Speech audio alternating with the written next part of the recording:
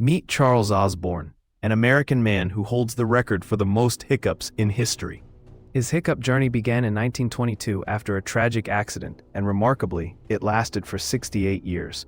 That's right, he experienced about 20 hiccups per minute, totaling an astonishing 430 million hiccups.